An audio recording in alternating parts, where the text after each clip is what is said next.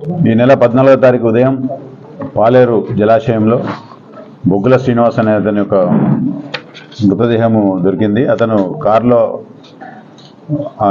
పాలేరు కెనాల్లో పడుతుండగా అక్కడ చేపలు పట్టే వాళ్ళు చూసి ఇమీడియట్ పోయి ఆ కారులోంచి బాడీని బయటికి తీసిండు. తర్వాత కారును కూడా బయటికి తీసిండు. తర్వాత అతన్ని బొగ్గుల శ్రీనివాస్గా ఐడెంటిఫై చేయడం జరిగింది. తర్వాత తెల్లారి అతని బ్రదర్ వచ్చి మన కూసుమంచి పోలీస్ స్టేషన్లో కంప్లైంట్ ఇస్తే దాని మీద 302 కేసుగా రిజిస్టర్ చేయడం జరిగింది. ఈ బొగ్గుల దీన్ని నేపథ్యంలో కూసుమంచి సిఐ గారు తర్వాత అతని నేతృత్వంలో 4 బృందాలు ఏర్పాటు చేయడం జరిగింది. ఎస్ఐ కూసుమంచి, ఎస్ఐ తిరుమలాయపాలెం జగదీష్, దివ్య, తర్వాత సంతోష్, ఈ నలుగురితో 4 టీమ్స్ దర్యాప్తు బృందాలు చేసి దర్యాప్తు చేపట్టగా దీంట్లో మనకు ఇతనితో పాటు సిల్వర్ జూబ్లీ, బొగ్గుల శ్రీనివాస్ది సిల్వర్ జూబ్లీ కాలేజు కర్నూలు జిల్లా, అక్కడనే ఇతనితో పాటు చదువుకున్నటువంటి వేణుమాధవరెడ్డి అని చెప్పి తన జూనియర్ సేమ్ కాలేజీలో చదువుకున్నారు.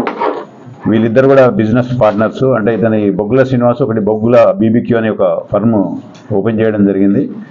ఆల్రెడీ వేణుమాధవరెడ్డికి మేకా ప్రాజెక్ట్స్ అని చెప్పి ఒక ఫర్మ్ ఉంది. ఇతను ఆల్రెడీ సోలార్ ప్యానల్స్ బిజినెస్ చేస్తాడు. దీంట్లో భాగంగా జిఎస్టీలో ఈ షెల్ కంపెనీ అంటే బొగ్గుల శ్రీనివాస్ ఒక షెల్ కంపెనీ ఏర్పాటు చేసిండు.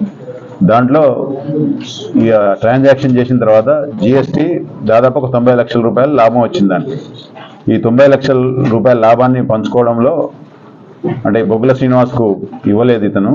దాన్ని బొగ్గుల శ్రీనివాస్ పదే డిమాండ్ చేయడము, తర్వాత ఈ బొగ్గుల బీబీక్యూ అనే సంస్థకు జిఎస్టీ సంస్థ నుంచి నోటీసులు రావడం, దాన్ని బ్లాక్ లిస్ట్లో పెట్టడం, దానికి పెనాల్టీగా ఒక 1 CR ఇతను దాన్ని ఓపెన్ చేయాలంటే కట్టాల్సి రావడం, వేణుగోపాల్ రెడ్డి కట్టాల్సి వస్తుందనే ఉద్దేశంతో ఈ డబ్బులు ఎగ్గొట్టేందుకు ఇతను వేరే ఒక 3 అసోసియేట్స్తో కలిపి పోకల కోటేశ్వరరావు, తర్వాత షేక్ అబ్దుల్ హఫీజ్, అజ్మత్ అలీ ఖాన్ వీళ్ళతో ప్లాన్ చేసి ఇతను 14 నైటు అంటే 13 నైటు ఇతన్ని విజయవాడలో ఇతనికి లోన్ అమౌంట్ వస్తుంది, ఆ అమౌంట్ను అతనికి ఇచ్చేస్తా అని చెప్పి శ్రీనివాస్ని నమ్మించి తీసుకొని వచ్చి మన నార్కెట్పల్లి మరిపెడ మధ్య రూట్లో అతన్ని కారులో కొట్టి చంపి తీసుకొని వచ్చి ఇక్కడ ఆ కారును యాక్సిడెంట్గా అంటే అతను నడుపుకుంటూ కారులో పడిపోయినట్టు యాక్సిడెంటల్గా చిత్రీకరించాలని చెప్పి ఆ బాడీ నల్లో తేయడం జరిగింది.